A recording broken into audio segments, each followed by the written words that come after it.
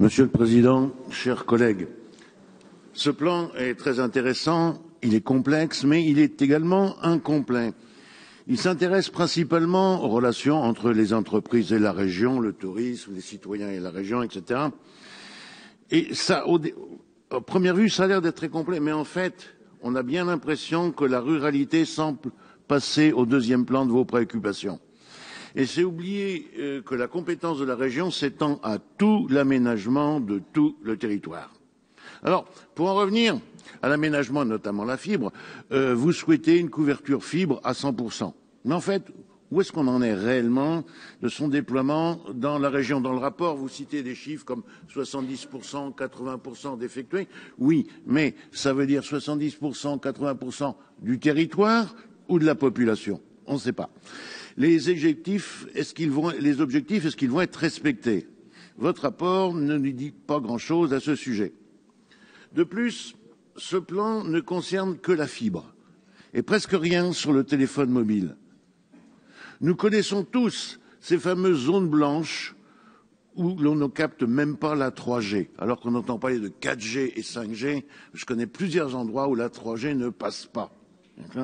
Donc il faudra avoir un petit peu le sens des réalités et ce phénomène de communication n'existe pas uniquement dans la ruralité la plus profonde, mais dans certaines petites villes où on ne capte rien, il faut se mettre au milieu de la place sur un pied pour avoir le signal qui passe.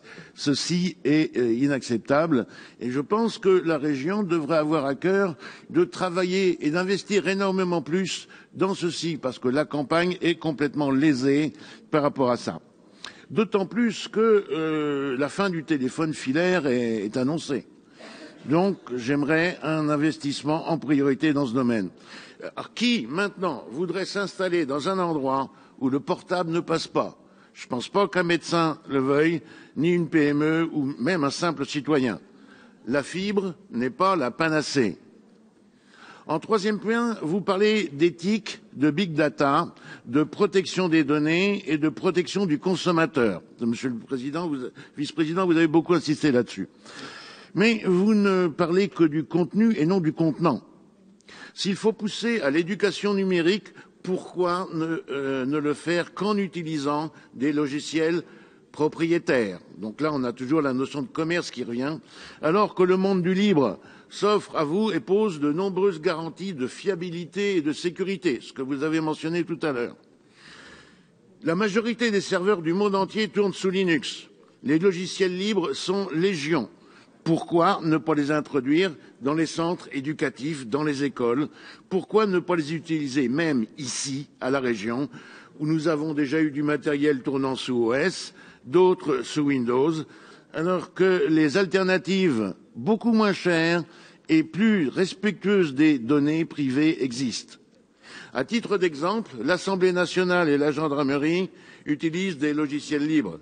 Les systèmes embarqués civils ou militaires, c'est-à-dire les box, les robots, l'aérospatial, les drones, et même surtout les superordinateurs sont sous Linux.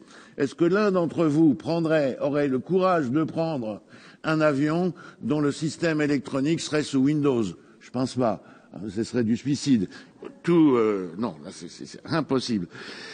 Alors on se réfugie aussi sous le mythe du cloud. Pratique mais dangereux. Alors le cloud par-ci, le cloud par-là, pour stocker les données. Et c'est bien, mais il faut bien comprendre une chose. C'est que mettre des données dans le nuage, comme on dit, c'est mettre vos données dans l'ordinateur d'un autre. Et vous n'avez aucun moyen de contrôle sur qui l'en fera. Et c'est justement un des gros problèmes que l'on a avec justement les réseaux sociaux, les choses comme ça, qui sont abrités, ne l'oublions pas, aux États-Unis, où la loi est très laxiste sur les données personnelles. Il n'y a aucun serveur, et vous l'avez mentionné tout à l'heure, en Europe, où la loi est beaucoup plus protectrice des données personnelles. Je vous remercie de conclure, s'il vous plaît. Je vais conclure.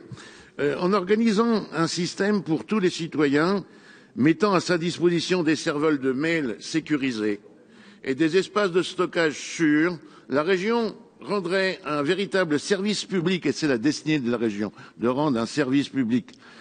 Parce que ce n'est pas l'État qui va le faire. Maintenant, seule la région a la possibilité de le faire. et il faudrait peut-être s'allier à d'autres régions, voire même l'État. Mais l'État, on sait ce que ça veut dire.